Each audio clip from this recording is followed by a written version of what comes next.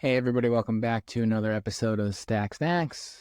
I'm John Swicky, and today for the news roundup, I wanted to actually just focus in on um, Facebook Meta's launch of this Meta AI product. So probably a few weeks ago at this point, they released Llama 3, their open source model, which is, according to a lot of benchmarks, either right next to or pretty equal to GPT-4. But I thought the more interesting thing from their product launch was adding this Meta AI product to, I believe, WhatsApp, Facebook, and Instagram eventually, and as well as the standalone site of just Meta.ai. So I figured we would just take a little peek at this today, see what kind of what kind of results we get, and see if this is what this really will entail, right? Okay, so one thing I think is important, I'm actually not logged in. So at the bottom left hand of the screen here, it says logged in with Facebook, but I'm not logged in. And we get a couple of some prompts to help get us started. For those listening, very similar to ChatGPT, Gemini, or any of the other products you probably have used. But nice clean layout, cool photos, bright, vibrant. And we got two options here. We can start a new conversation, or we can imagine. I imagine the Imagine is their image generation tool. So let's start here. Let's say let's just hit the. There was a painted detective. Please log in with Facebook to generate images. Okay. So we will not do that today. I want to clear chat. So let's go back to Ask Meta. So I figured we would just kind of play around with it, and there's a couple of features I'm hoping that we can get triggered, that we can see and see what we think of them here. So what are some vegan restaurants near me that are open right now for lunch? Did I spell restaurants wrong? Yeah. Okay. It's trying to get me to log in. We got a little age gating situation here. So we just popped in our birthday here. Please share your location or your city with me. Okay, so it's asking us for where we are. We're gonna say Brooklyn.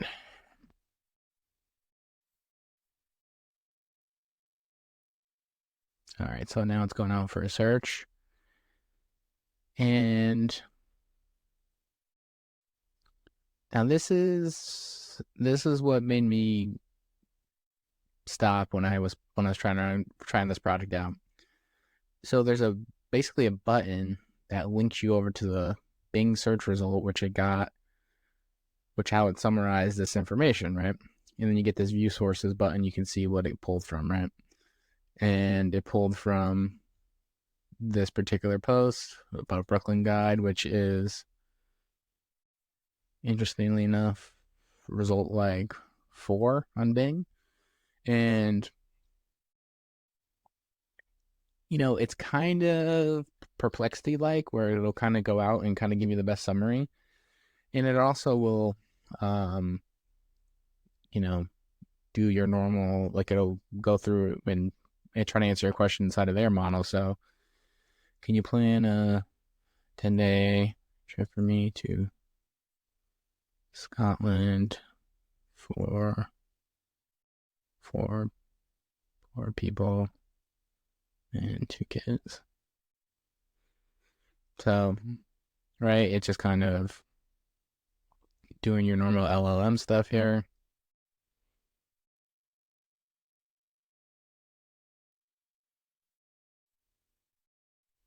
Nice and quick. So no source here on this one.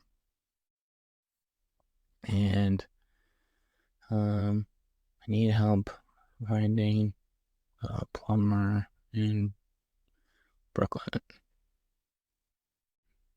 All right, so now we're just asking for a plumber in Brooklyn. Again, I was didn't like share my location or anything. I am actually typing out Brooklyn, and it's giving me some results here. And again, it went back and it pulled out stuff from Bing. I did get a Google search result the other day here, so let's see if we can get that moving. Um, trying to remember what I did. Can you help me find someone to mow my lawn? So, kind of going for the businessy search again. Restaurants got Bing. Plumbers got Bing. So let's see. Okay, I went back to Bing. Can you help me find?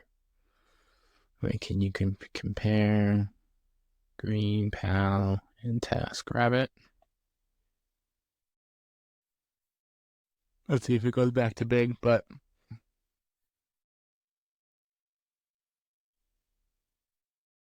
okay, this one we got a couple sources. This one should be good. So we go into view sources here. We got 3 different URLs from Bing. So I think this is what makes it interesting. Like I said, Google search results do pop up in this sources section. With certain queries, obviously Bing, as we were looking at here. And I think that's what makes this product really interesting, because it's kind of, it's almost doing that kind of summary type work. It's very Perplexity like. So if anybody's used Perplexity, it's very similar to Perplexity, where you kind of get that summary with sources. But I think the fact that it's leveraging both Bing and Google and Llama 3, it's pretty fast. And if Llama 3 is truthfully near GPT-4 levels, and this starts to become in products that billions of people use on a daily basis, this is going to be a very interesting kind of player. And I mean, I'm not a big Facebook person, but the the experience isn't half bad. It was enjoyable to use, relatively quick. I think that's probably the downside of these things. It still gives you that little bit of latency where it makes you kind of be like, just long enough where you feel like you're waiting.